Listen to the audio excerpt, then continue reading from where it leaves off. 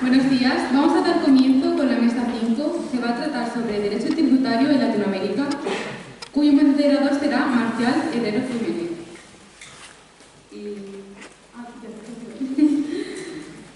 Y los ponentes serán Hiram Zambrano Bambila, Carlos Cegarra Cuba, Luis Salmorán Color, Elba Jiménez Solares y Rubén Trujillo Villagrán.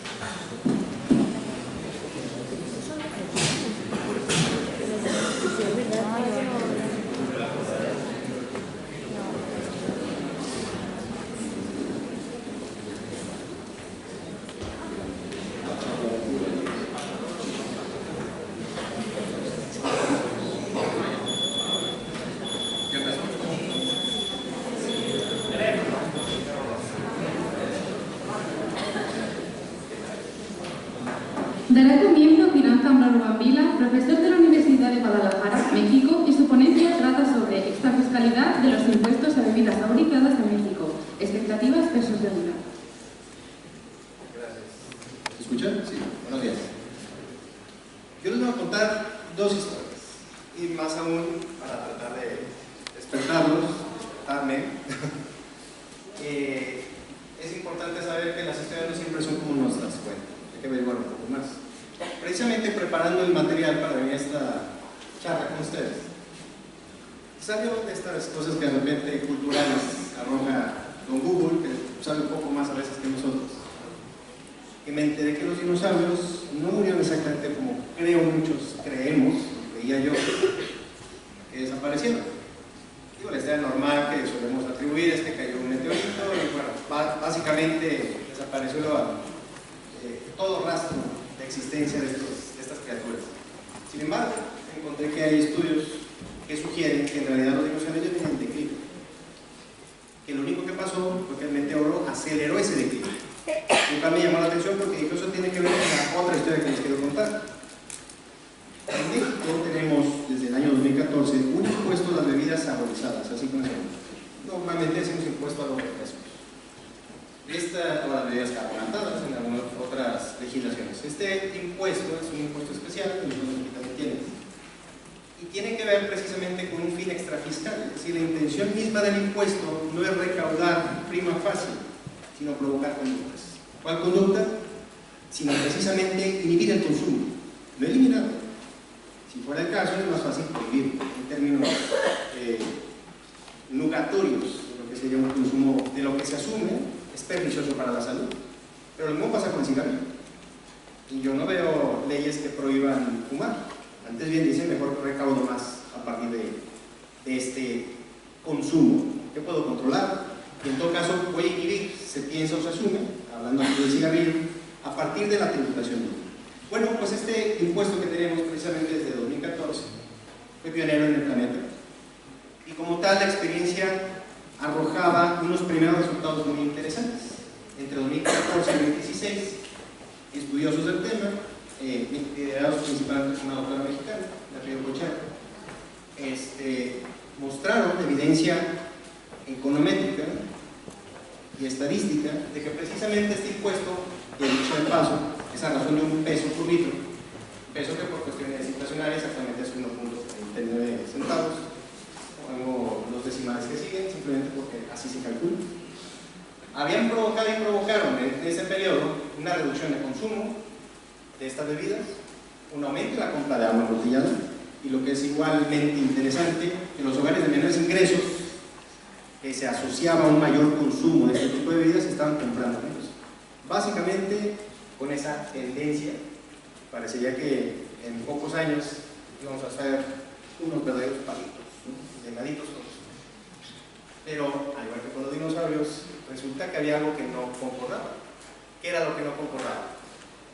Bueno, actualmente y al día de hoy, México es, lamentablemente, el segundo país, nos ganan nuestros vecinos del norte de Estados Unidos, con mayor sobrepeso y obesidad. Debo apuntar aquí que este trabajo, y es algo que quiero compartir en un congreso como este, no solo es mío, es un trabajo colectivo. Ese trabajo colectivo incluye el análisis econométrico.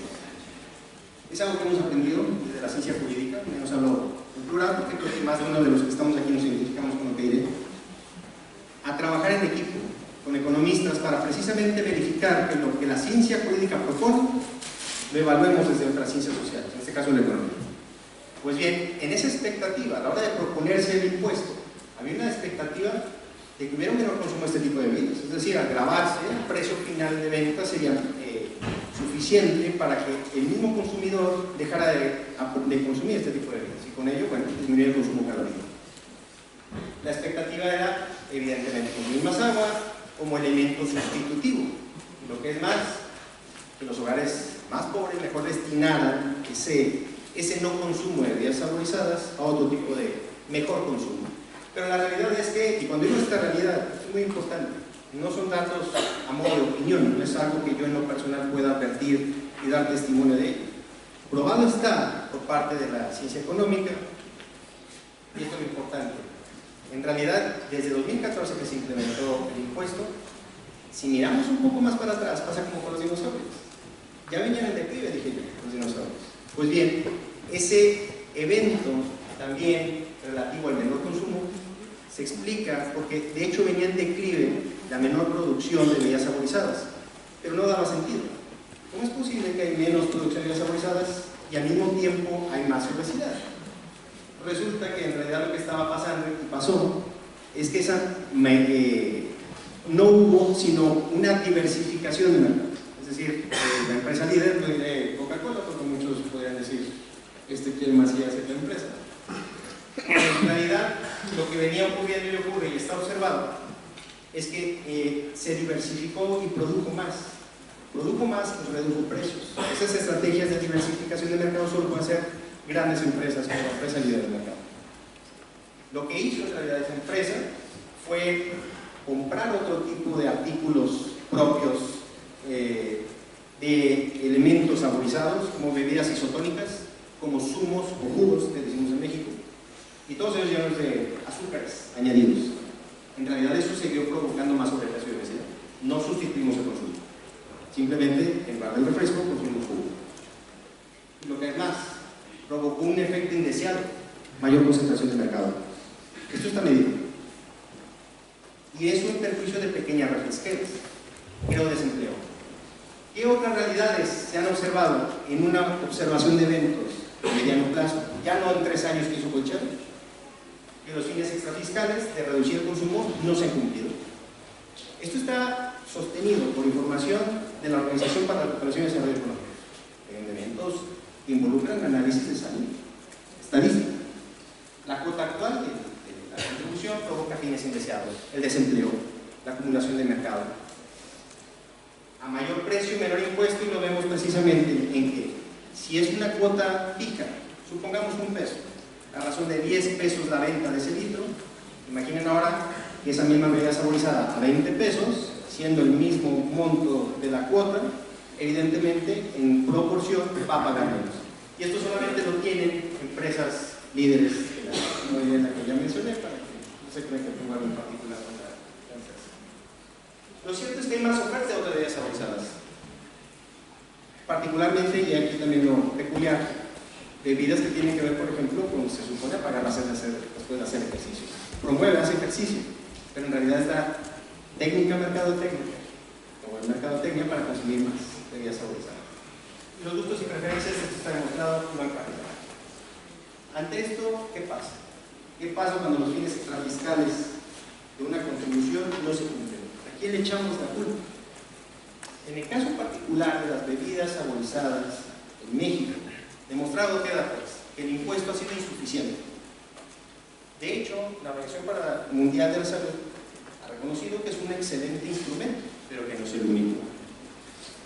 En realidad, el esfuerzo se ha ido ampliando, comprendiendo esta realidad en la que el impuesto, si se esperaba, nos hiciera llegados a todos, no va a ocurrir y no ha ocurrido. Y no va a ocurrir porque sencillamente no es el mejor instrumento, pero sí es uno adicional. Bueno, debería venir acompañado de otras políticas públicas, entre otras etiquetado. De hecho, desde hace 4 años tenemos en México un etiquetado muy parecido al chileno, de hecho se cogió un modelo de Chile, para advertir al consumidor que ya no nos pongan a calcular las calorías, las grasas, simples y ya los sellos negros que dicen esto te puede hacer daño, algo así como los cigarros. Cosa que desde luego las empresas del sector pues no les gusta. Gracias por eso.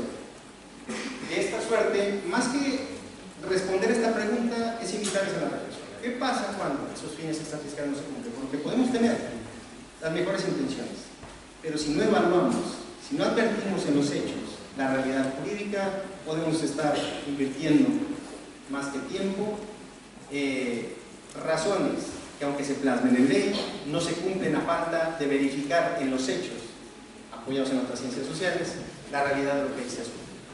Porque ¿a quién le pasamos la cuenta entonces de aquellos errores legislativos cuando no se traducen en el fin que se pretendía originalmente? En parte es todo.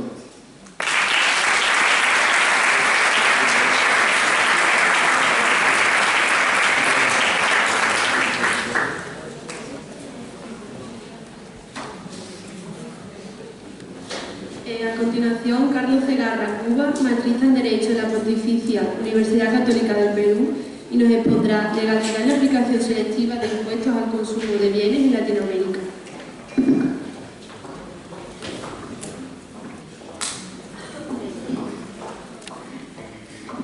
Buenos días. ¿Ahí se escucha bien? A ver, gracias por la invitación al evento. Voy a ser breve, unos 10 minutos. Mi compañero Ian nos ha hablado un poco de la aplicación de estos impuestos especiales en México. Yo les voy a dar un mapa de cómo funciona en Latinoamérica de manera general y qué consiste estos impuestos especiales, ¿no? El impuesto al consumo, o IEPS, tiene distintos nombres en Latinoamérica, incluso en Europa. Es un impuesto indirecto, monofásico, se parece mucho al IVA, sin embargo, grava productos específicos o algunos servicios específicos. Como bien nos comentó Ian, busca tres cosas. Primero, desincentivar el consumo de ciertos bienes que son considerados nocivos para la salud. Puede ser el combustible, ¿no? Los combustibles son tóxicos, pueden ser los licores, por el contenido alcohólico, bebidas azucaradas u otros, dependiendo de los países. Busca gravar con mayor carga impositiva, en teoría los que más tienen, porque se aplican en algunos países a los vehículos de lujo. La importación de vehículos de lujo afecta a este tipo de impuestos. Y obviamente tiene una finalidad recaudatoria en los países, aunque los países digan que no es así. ¿Cómo se aplica el impuesto? Y es un poco lo que nos vamos a concentrar en esta presentación. Se aplica de 3 maneras. Un sistema de valor, que es en función al precio del producto, se le aplica un porcentaje. Un sistema específico, que es un monto fijo, por ejemplo por litros, una cantidad determinada de dinero por cada litro de gasolina, combustible, de bebidas alcohólicas o no alcohólicas, que es un monto específico. O mixto en algunos países, que es muy extraño, tienen bandas, una parte de valores y una parte específica.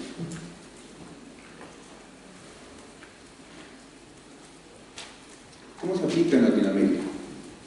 Como podemos ver, este es un mapa desde Centroamérica hasta Chile, México y Lógico, donde podemos ver en cada país cuáles aplican a valores y cuáles aplican específicos. Aquí vamos a hablar ahora de las bebidas azucaradas. Países de Latinoamérica grandes como Brasil, Argentina, Chile, Perú, todo lo que es Centroamérica, El Salvador, Honduras, aplican un ad valorem. En mi opinión particular, el sistema más adecuado, como se debería aplicar este impuesto, y otros países como Bolivia aplica un específico, Uruguay aplica un específico, Costa Rica aplica un específico. Colombia recientemente ha comenzado a aplicar un específico para las bebidas azucaradas a partir de julio del próximo año, pese a que van a ver lo contradictorio que es aplicar en países como de Latinoamérica el sistema específico, igual por lo que haber implementado, ojalá se dé cuenta antes de comenzar el julio del próximo año que no es el sistema adecuado. ¿Cómo aplica este tipo de impuestos? En el tema de azúcar. Por ejemplo, en Perú, a mayor cantidad de azúcar una tasa más alta. Tenemos tasas desde el 12% hasta el 21%. Igual aplica en Chile, igual aplica en Argentina, en función de la cantidad de azúcar, igual aplica en Brasil. En Brasil no está en función del azúcar, solo está en función del precio. Pero ¿qué es lo que se busca en el caso de las bebidas azucaradas? Es incentivar el consumo en las bebidas.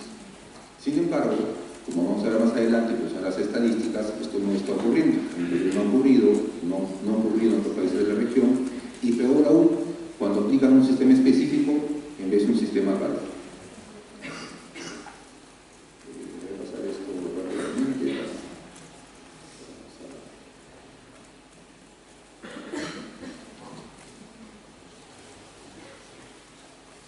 El caso de Colombia, no. A ver, estos son unas estadísticas que funcionaron en Perú cuando se aplicó un tema de impuesto específico a las bebidas alcohólicas.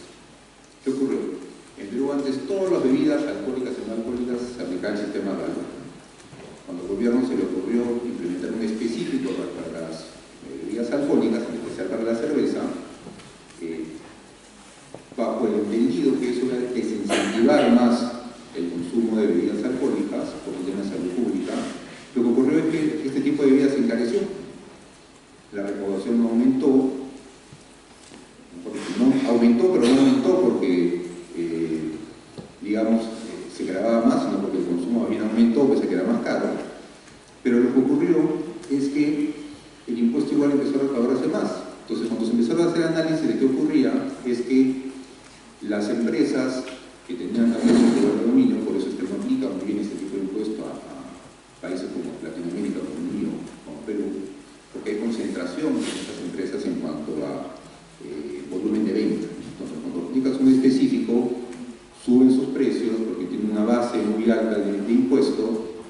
Hay gente que deja de consumir el producto, la recaudación sube porque el precio sube, pero sin embargo hay empresas que salen del mercado, porque son empresas que, en función al precio, es lo que podían tener un determinado porcentaje de las ventas del país. Al salir esas empresas del mercado, las otras empresas toman ese mercado y se mantienen la misma cantidad. Pero ¿qué pasa con la gente de menos recursos? La gente de menos recursos, como aumenta el precio de este producto, lo que pasó en Perú, por ejemplo, fue que tuvieron que buscar licores alternativos, y eran licores de baja calidad, o licores caseros, o licores entrando de contrabando, con mala regulación, con lo cual, si la finalidad de la norma era desincentivar el consumo de bebidas alcohólicas como un tema de salud, pues no se consiguió porque la gente se enfermaba más al tomar un tipo de bebida alcohólica poco saludable, por llamarlo de una manera, ¿no? Eran productos hechos de manera casera. Entonces, esta estadística en Perú lo que mostró es que la forma de aplicar el impuesto específico malogró lo que venía funcionando bien con un impuesto a valor. Algo que ha pasado en México, que nos ha explicado ya Nación Unida. Este es el caso de México y de la República. El caso de Perú les puedo explicar. Este es un ejemplo de lo que estoy hablando del tema de la cerveza en cuanto a cómo distorsiona los precios y quién soporta más la carga tributaria cuando esté en función de un sistema específico. Como pueden ver, en este caso un producto que en Perú costaba 2 soles, como tiene un sistema específico de una avance, en ese momento era 2.20 soles, que tenía que pagar por cada botella de 1 litro, en un producto barato de 2 soles, el impuesto pasaba del 80%. Entonces, cuando yo compraba el producto más barato, porque tenía en teoría menos capacidad contributiva, terminaba pagando mayor impuesto que aquel que cobraba un producto de 3 soles 40, donde el porcentaje de impuesto era más bajo, porque el específico era más chiquito. Entonces, este cuadro lo que nos muestra es justamente cómo distorsiona el mercado un sistema específico frente a un valor. Un específico, el que compra el producto más barato termina pagando más. En cambio, en más valores, si yo le aplico un 30% al valor del producto, no importa si es caro o alto, yo voy a pagar en función al tipo de producto que consumo. Por eso es que el sistema de valores es el que mejor funciona en países de Latinoamérica, porque el mercado está concentrado en grandes productores y productores más pequeños que por precio es que ingresan al mercado. Esta es una estadística de lo que pasó en Perú. Apenas salió también esta aplicación de los impuestos, lo que les conté hace un momento, la cantidad de consumo consumo en el sector AB de lo que era cerveza se mantuvo, porque los precios subieron, y en lo que es el sector se le bajó, pero aumentó la cantidad de consumo de licores alternativos. ¿Qué es lo que pasa en mercados, por ejemplo, de Colombia? Esto es una crítica al sistema específico que se iba a implementar en Colombia, ¿no? Justamente lo que decía este autor es que el mercado oligopólico, como el de Colombia, el aplicar un específico iba a generar una distorsión en los mercados. Sin embargo, pese a las críticas, el gobierno colombiano ha aplicado ese tipo de impuestos a partir del próximo año.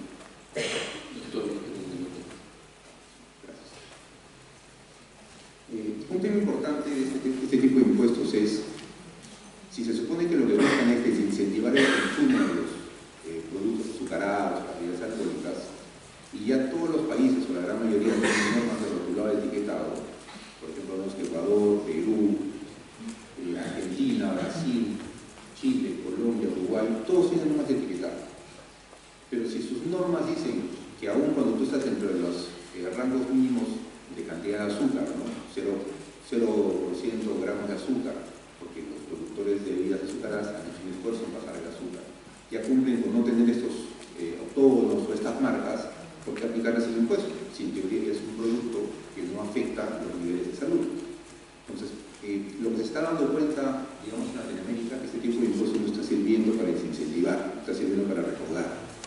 Lo que debería servir más es la educación de las personas, a saber leer estas etiquetas y saber si yo quiero tomar una bebida con alto contenido de azúcar o una bebida con poco azúcar, una bebida con mucho alcohol, sin poco alcohol, si quiero usar un combustible contaminante o comprar un vehículo ecológico. Eso ya es educación donde los países deberían invertir. El dinero que recaudan como selectivo no debería ser solo el tema de salud, debería ser una educación. Y poco a poco dejar de aplicar ese tipo de impuestos que la verdad también atenta contra temas constitucionales de la persona.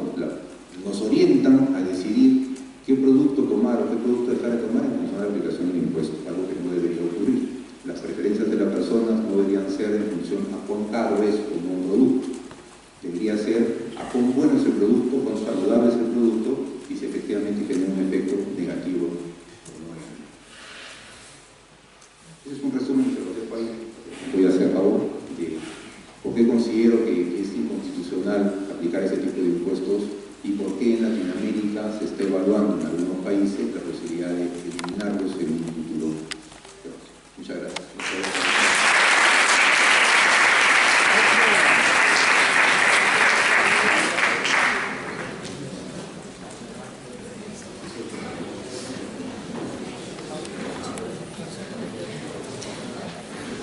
Ahora, Luis Almorán Rodó, maestrista en Derecho de la Universidad Nacional Autónoma de México, nos va a hablar sobre mecanismos en contra de operaciones inexistentes en materia de derecho fiscal mexicano.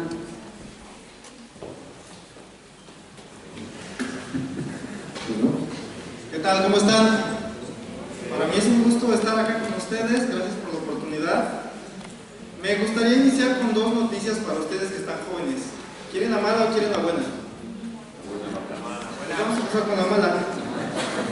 La mala es que pertenecemos a una generación que va a tardar en jubilarse, o somos de los que menos se van a jubilar. Ahí les va la buena. La buena es que ustedes son jóvenes y tienen ideas, y tienen que renovar, y tienen que romper el estado del arte en el que se van a situar. Esa es la consigna que tenemos. Entonces, como yo todavía estoy joven, que es lo que me han dicho, pues tengo unas ideas que proponer para al menos la legislación de mi país, que es en cuestiones de operaciones inexistentes. Les voy a dar un contexto. Hay dos vertientes, la externa y la interna. La externa pues viene de la OCDE, de la GAFI, que observaron cierto comportamiento de empresas transnacionales que buscaron que se erosionara la base gravable. Ya se los comenté, la OCDE, la GAFI. De manera interna, nuestras autoridades tributarias, el Servicio de Administración Tributaria, observó el fenómeno del outsourcing, que fue pues, el efecto de tercerizar el servicio para que el pago de contribuciones de materia de seguridad social no se pagaran, se vieron reducidas. ¿Quién se ve afectado? Pues el trabajador. A la larga, pues no se va a jubilar. Eso es delicado. Digo, respeto que las empresas tengan sus operaciones y busquen pues, generar ganancias, evitar costos no necesarios, pero también es necesario evaluar, entender que el factor humano es muy importante. Como les comentaba, entonces empieza el problema. Cuando el 9 de diciembre de 2013 en el Diario Oficial de la Federación se inserta una norma, que es el artículo 69 del Código Fiscal de la Federación. ¿Qué es lo que buscaba este artículo?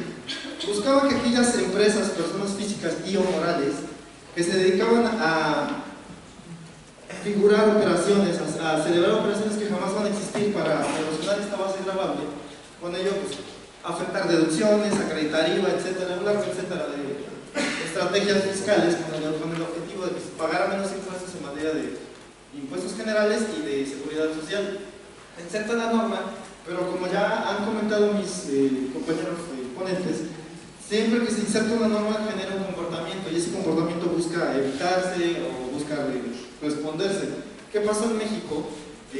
Estos contribuyentes que se dedicaban a operar simuladamente las operaciones, pues notaron que tienen un derecho de defensa y entonces acudían a juicio.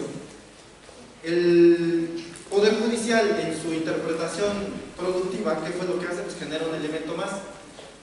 Es el de la fecha cierta. Primero, el 69 del Código Fiscal nos pedía que las empresas o personas pues, tuvieran activos, personal, infraestructura, capacidad material, indirecta o directa. ¿Para qué? Para acreditar que la operación sí existió. Sin embargo, el legislador nunca observó, o sigue sin observar, pues que lo insertan en un sistema legal eminentemente positivo, como es el tributario mexicano. Es un sistema legal en donde una mala fundamentación de una norma lleva a que un desfalco, a que un detalle que sea como que se haya desviado dinero del erario, se pierda. Para mí es delicado, para mí no debería ser sopesable por el contexto en el que estamos, por la educación que se están teniendo ustedes los jóvenes, nosotros, en este tema. Se implementa la figura de la fecha cierta, o sea, ya teníamos 4 requisitos y como se empezó a comportar en su defensa el contribuyente, le insertan otro que es el de la fecha cierta. Más que nada, palabras más, palabras menos, es voy a certificar todo lo que operé ante una autoridad que tenga esas facultades para que me den por cierta mi operación. Y muchos empezaron a ganar así. No hay un acercamiento de esta verdad material con esta verdad documental. Es lo que les digo, cuando choca una norma con el derecho positivista, es lo que sucede. ¿Cuál es la hipótesis? Como no hay cierta credibilidad entre la verdad que hay en un papel, en un documento que dice que en realidad sí se celebró la operación y la verdad material, que es lo que observó la autoridad en su momento, es este tema de las empresas fantasma que se dedicaron a erosionar esta base gravable. Debido a esta interpretación productiva que realiza nuestro Poder Judicial, pues es donde genera este tema de la fecha cierta. Y así nos podemos ir en este ciclo, voy, genero algo, voy, me defiendo, después el Poder Judicial va a corregir el trabajo del legislador, y así nos podemos ir en un sinnúmero de ejemplos. ¿Qué vamos a interpretar aquí? Pues que la fecha cierta es el síntoma, pero la enfermedad en realidad es esta distorsión que hay entre el positivismo y el tema material, lo que sucede en la realidad. Al menos para el caso mexicano, pues es muy evidente que llegaron estos contribuyentes, se fijaron nada más en que había que cumplir ciertos requisitos, y ya, no hubo problema. Su servidor se dio la tarea de buscar en cuestiones de la verdad material, pues entrevistar a la persona, que es lo que observaba de nuestras revisiones. Nos centramos en los datos publicados por el Servicio de Administración Tributaria, que es donde publicaron a todas estas empresas que se dedicaron a evadir al fisco y afectar a las personas. Y se realizaron solicitudes en la Plataforma Nacional de Transparencia para que nos dieran la información que necesitamos, porque las autoridades a veces son un poco fuertes en ese sentido. Aquí están los datos. De ese total, pues, estamos con alrededor de 12.516 al 31 de agosto de 2022. Detectados. Falta una realidad que no observamos. Voy a hacer una analogía rápida. Por ahí de la Segunda Guerra Mundial, los americanos hicieron un estudio y buscaron cómo hacer una evaluación de análisis con respecto a los aviones que regresaban para evitar o bajar ese rango de las balaceras que sufrían y que se caían. Pero lo que no observaron es que había que fijarse precisamente en la información que no podemos ver. Cuando estos aviones eran balaceados, pues llegaban a salvo, ¿no? O sea, no tenía lógica ponerse a estudiar algo que no iba a poder ser resuelto. lo que resuelven es buscar una contrainformación del daño que no se podía ver, del daño que no se recibía, que era la cabina. Los que tenían los balazos eran los de la cabina, entonces son los que nunca llegaron y nunca podían estudiar eso porque no era observable a la realidad. Entonces, me puse a tratar de estudiar las sentencias favorables porque ahí se encuentran los contribuyentes que se han sujetado a buscar cumplir con esta fecha cierta. Les voy a dejar, lo voy a resumir con una frase: lo letal es aquello que no se observa. O sea, ya nos fijamos en estas operaciones, ya nos fijamos en estos contribuyentes que lograron oponerse, lograron ganar por una fundamentación, por un detallito de forma, y el daño fiscal quedó de por vida. La generalización a partir de unas observaciones sesgadas puede distorsionar nuestra percepción de la realidad. Es lo que les digo. Un documento nunca va, por más que diga el documento, si no se encuentra sujeto a la realidad, para mí al menos no debe valer. Es lo que observaban las autoridades tributarias. Iban, revisaban al contribuyente, tenía solo un escritorio y facturaba millones. ¿Quién era el afectado? Pues el trabajador y el fisco. ¿Cuál es mi propuesta? Yo sostengo que debería implementarse una herramienta interpretativa para resolver esta cuestión, que cuál es el principio de primacía de la realidad, el cual es eminentemente del derecho laboral, que es lo que busca, pues, que se acredite que siempre existe una relación laboral, a pesar de la estrategia legal que haya tenido el patrón. Yo propongo que se traslade este principio a la materia tributaria, delimitando las operaciones inexistentes, porque no resulta obvio, no resulta dolente que vayas, revises a un contribuyente que se ha estado facturando miles de millones y a la mera hora pues no paga nada, y a la mera hora quienes se afectan son los trabajadores y son las personas que estamos aquí parados, muchos de nosotros. Gracias, doctor. En conclusión, sí me gustaría que siempre que ustedes observen un problema y tengan una idea nueva, aférrense a ella, porque es la forma de responder a la realidad. Para mí es este principio que se deba aplicar a la materia tributaria para resolver cuanto menos a las operaciones inexistentes. ¿Por qué? Porque son empresas que han hecho un daño a todos nosotros, y si se quieren jubilar, pues observen. Gracias.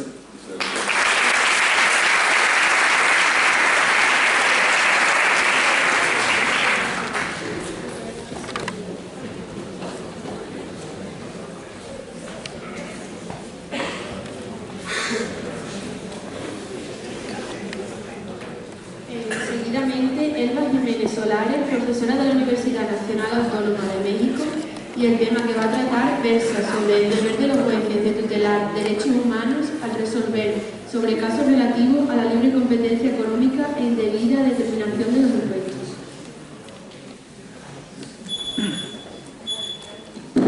Muchas gracias. Ahora sí que aprovecho unos cuantos segundos para agradecer la invitación que se nos hizo para participar en este importante evento. La verdad es un gusto, un placer estar en esta ciudad y también con los alumnos. Voy a hacer una presentación que va muy relacionada con el tema de un libro que aún no lo he presentado ni siquiera en México, lo saqué prácticamente del editorial y me tomé el atrevimiento de traerlo y presentarlo por acá. El libro en realidad abunda más sobre el tema que voy a tratar. Le he titulado El deber de los jueces de tutelar derechos humanos al resolver casos relativos a la libre competencia económica e indebida determinación de los impuestos. Pero en realidad esto surge a propósito de una serie de reflexiones. Yo me dedico básicamente al tema de los derechos humanos y en razón de esta relación entre los derechos humanos, y ahora lo vinculo con el tema en materia tributaria y también en derechos económicos, sociales y culturales, es que me di en la tarea de investigar exactamente cómo podríamos conceptualizar la protección de los derechos económicos, sociales y culturales bajo la modalidad de lo que es la libre competencia económica en razón de los contenidos que pueden tener diversas resoluciones de nuestros tribunales. Partiré de la definición de que como un concepto de lo que es la libre competencia económica como aquello que se entiende el conjunto de normas que regulan las conductas anticompetitivas de agentes económicos públicos y privados. Conductas que pueden tomar diversas formas, lo bien pueden ser prácticas restrictivas de la competencia, prácticas desleales de comercio internacional, actividades que lesionan los intereses de los consumidores o que vulneran la protección a la propiedad intelectual. Como ustedes se podrán dar cuenta, en realidad, cuando nosotros tocamos los temas de derechos económicos, sociales y culturales, esto no es un espacio exclusivo o de un sector o de un grupo, en realidad nos involucra a todos como sociedad. ¿Por qué? Pues porque la libre competencia económica posibilita la justa distribución de la riqueza en un momento dado o puede atentar contra la distribución de la riqueza y buscar la concentración en un solo lugar. Cuando se da una concentración de riqueza, esto también puede impactar generalmente en la sociedad. ¿Por qué? Porque si yo no tengo dinero, yo no puedo acceder de mejor manera posible a un catálogo mayor de derechos humanos. En la manera como se ha ido dando la dinámica del comercio internacional, pues generalmente nos percatamos que quien tiene incluso acceso a la justicia es quien tiene para pagar, ¿no? En el tema del amparo, si tú quieres promover un recurso, pues necesariamente tienes que pagar. Si tú tienes dinero, tienes esa capacidad económica, podrás acceder de mejor manera posible a la justicia. Si no tienes ese recurso, difícilmente podrás hacerlo posible.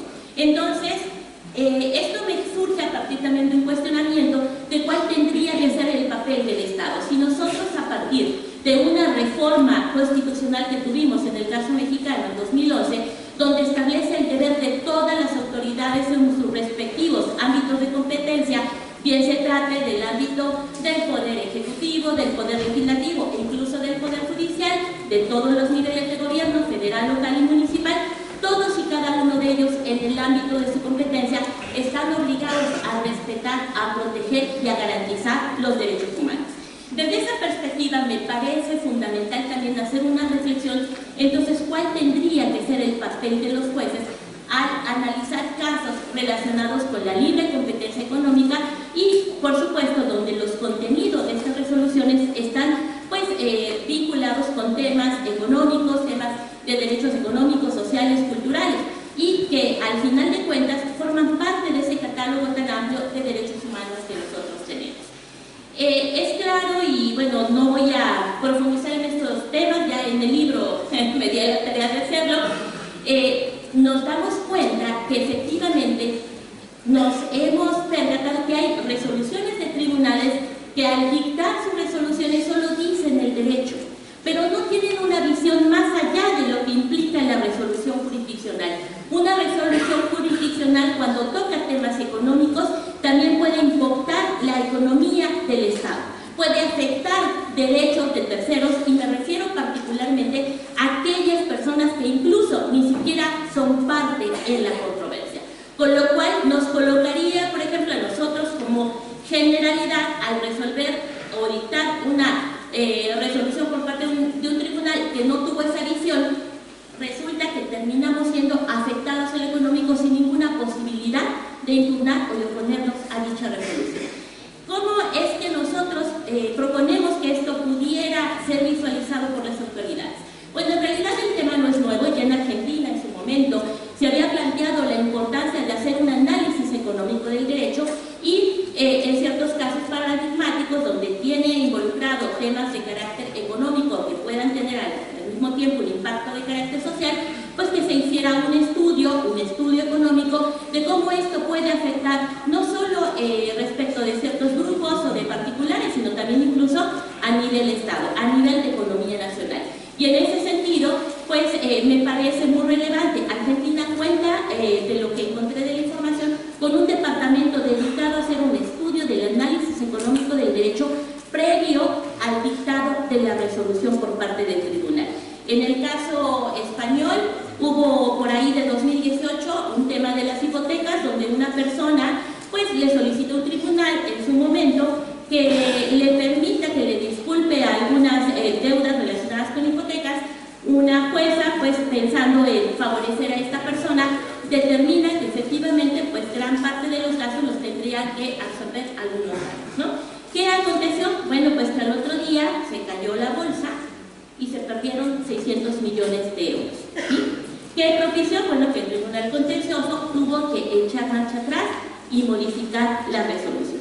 Si bien es cierto, a lo mejor se pudo haber buscado favorecer a ciertas personas, a ciertos individuos que habían ido a litigar, no se tomó en cuenta el impacto social, el impacto económico que podía tener para muchas más personas. Esto es lo que me parece fundamental y que se tendría que analizar cuando se dicten resoluciones, porque también la afectación económica puede traer como impacto un demérito, una falta de acceso, una negativa al ejercicio, disfrute de otros derechos humanos, no solo los de esta, sino también derechos civiles, políticos, económicos. ¿Por qué? Porque una justa distribución de la riqueza también posibilita incluso el acceso a otro catálogo de derechos humanos que pueden ser los de primera generación. Dado el tiempo, les decía, pues me parece que esto de alguna manera también ha sido desarrollado y analizado en el contexto internacional, cuando por ejemplo encontramos que la Carta Democrática Interamericana establece que la democracia es esencial para el desarrollo social, político y económico de los pueblos. Y precisamente este instrumento jurídico internacional pues considera la democracia representativa como aquella conformada, entre otros, por el respeto a los derechos humanos y las libertades fundamentales de los actores. ¿Qué quiero decir con esto? Bueno, si nosotros no tenemos dinero, de nada sirve que hablemos de derechos humanos. Si nosotros no tenemos acceso o la posibilidad de hacernos de una justa distribución de la riqueza, la indebida distribución de la riqueza, la concentración de la riqueza puede propiciar también violaciones graves a los derechos humanos. En ese sentido se explica el por qué la libre competencia como derecho humano es fundamental también para el derecho al desarrollo y puede ser en un momento dado fundamental también para garantizar la democracia dentro de los estados. Sin duda, el tema, les decía, es un tema que creo que va a ser en estos últimos años crucial ante la crisis económica que se está dando a nivel mundial, principalmente derivados de la guerra y los efectos nocivos del COVID.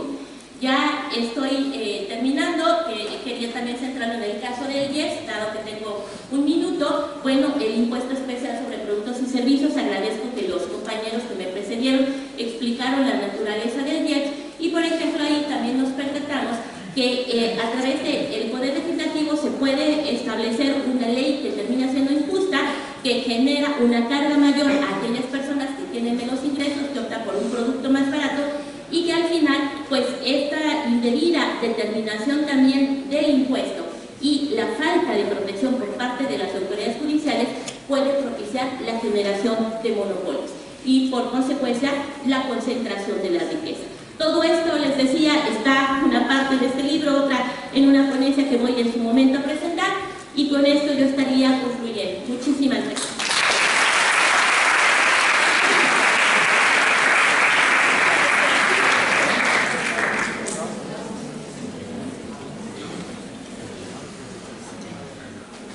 Finalmente, Rubén Trujillo Villagrán, maestrista en Derecho de la Universidad Nacional Autónoma de México, nos expondrá el garantismo en la tributación de los impuestos notariales, locales y federales vigentes en la Ciudad de México.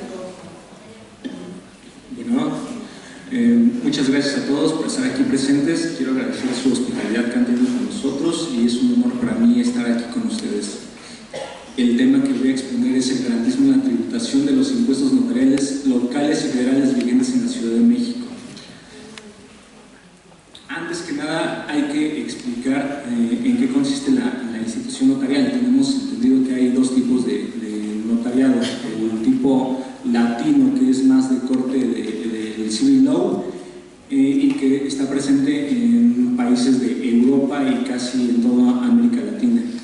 Asimismo también tenemos el notariado de tipo anglosajón, que es más que nada del tipo common law y está presente en países como Inglaterra, Estados Unidos.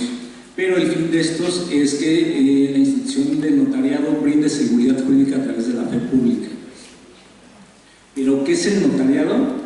Allá en la Ciudad de México tenemos nuestra propia ley del notariado. En cada una de las entidades federativas manejan su propia ley. Pero pues aquí nuestra ley de notariado la define como el profesional del derecho investido de fe pública por el Estado, que tiene la facultad de recibir, interpretar, redactar y darle forma legal a la voluntad de las personas que acuden ante él para conferir autenticidad y certeza jurídicas a los actos y hechos pasados ante su fe mediante la consignación de los mismos en instrumentos públicos de su autoría. ¿Qué es esto? Que el notario latino es en principio un profesional del derecho. No puede ser cualquier persona como en el tipo anglosajón, sino tiene que ser forzosamente una persona especializada en derecho. Dos, esta seguridad y certeza jurídicas que brinda las consigna en los instrumentos públicos que son de su exclusiva responsabilidad. Y más que nada tiene la función autentificadora. ¿Qué es la función autentificadora? Que todo lo que se asienta en estos instrumentos se tenga como cierto. Entonces, aquí más que nada lo que pretendemos es explicar cómo interviene la función del notariado cuando tiene que recaudar los impuestos. Aquí los notarios intervienen más que nada en las operaciones traslativas de dominio, como son las compraventas, las donaciones, las permutas, las adjudicaciones. Pero aquí la formalidad que exige nuestro Código Civil allá en México es que todas las operaciones que excedan de 365 unidades de cuenta de la Ciudad de México tienen que formalizarse en escritura pública. ¿Qué es esto? Que todas las operaciones arriba de 35,101 pesos tienen que estar en escritura. Haciendo la conversión, aquí más o menos son aproximadamente 1,755 euros. Entonces, ¿qué quiere decir? Que con eso no vas a comprar una propiedad allá en México, es muy poco. Yo creo que en ninguna parte vas a poder comprar una propiedad debajo de eso. Entonces, esto tiene que formalizarse forzosamente en escritura pública.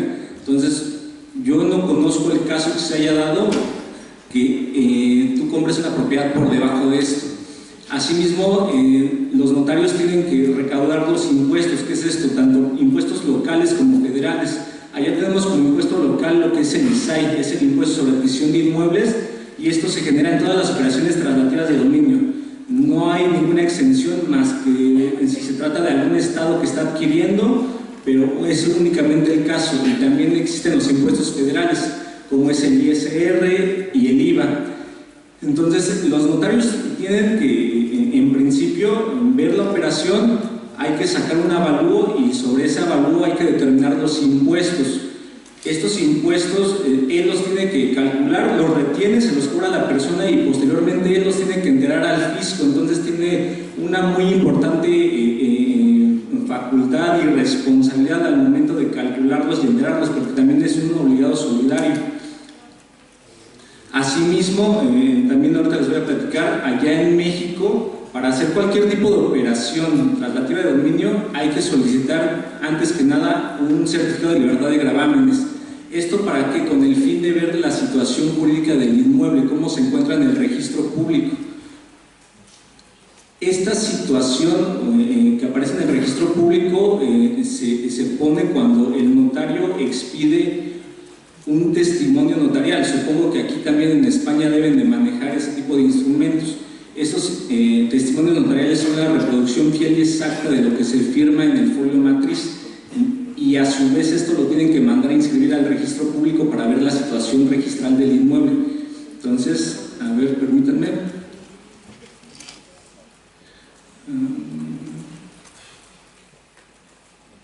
Ok, entonces aquí más que nada cuando se manda a inscribir al registro público está el principio de publicidad, que como les comentaba, pues consiste en revelar la situación jurídica de los bienes inmuebles.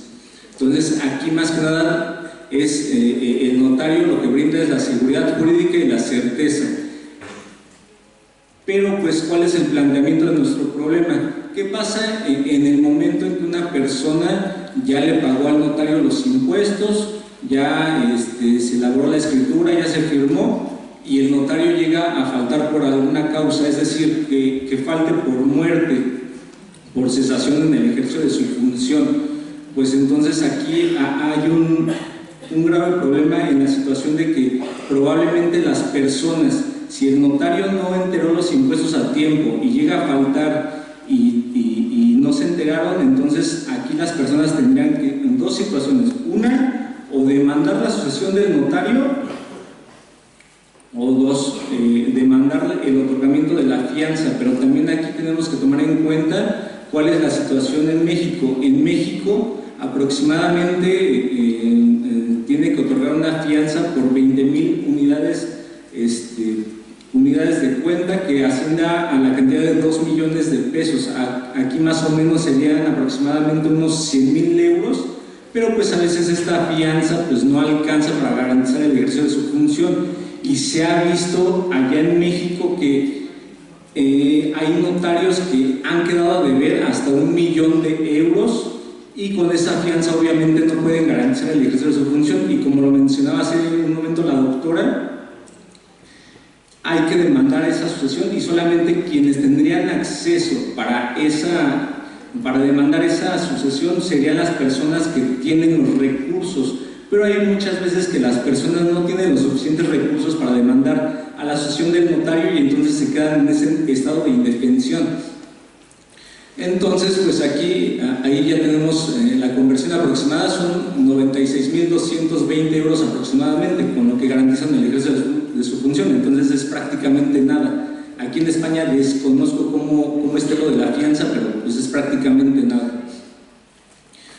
Allá las medidas de vigilancia que se tienen, pues es que se practican en dos tipos. Una, podemos intervenir directamente cuando uno concurre a la autoridad y se queja de la circunstancia de un notario, le dice, pues ¿sabes qué? Está pasando esta situación, el notario no está reportando los impuestos, no me ha entregado la escritura, o no ha realizado su trabajo debidamente. Entonces tiene que intervenir la autoridad y realiza lo que se conoce como una visita especial. Esa es la primera medida de vigilancia que se encuentra ya en México.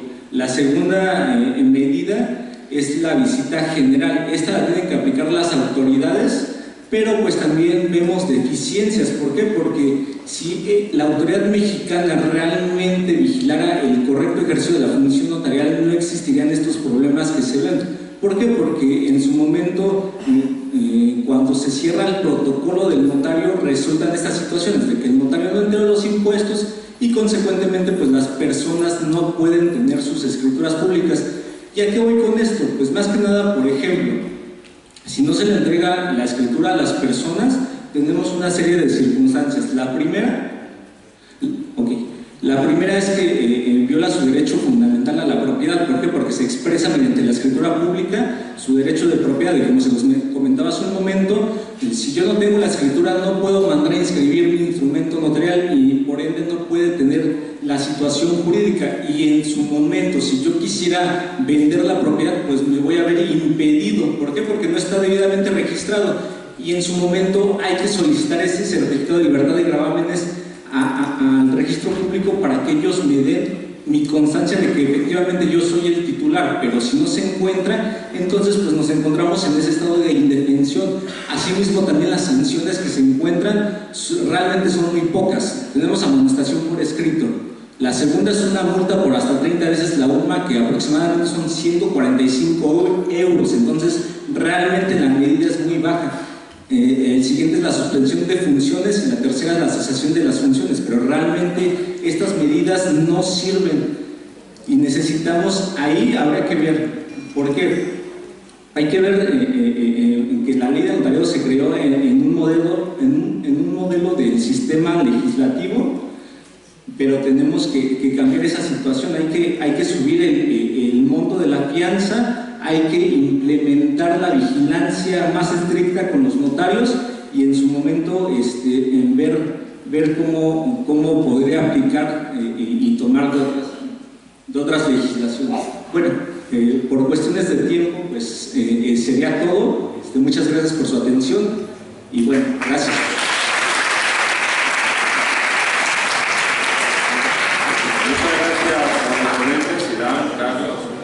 Selva y Rubén, muchísimas gracias por vuestra presentación, que ha sido muy interesante, y sobre todo por la cuestión sobre el tiempo.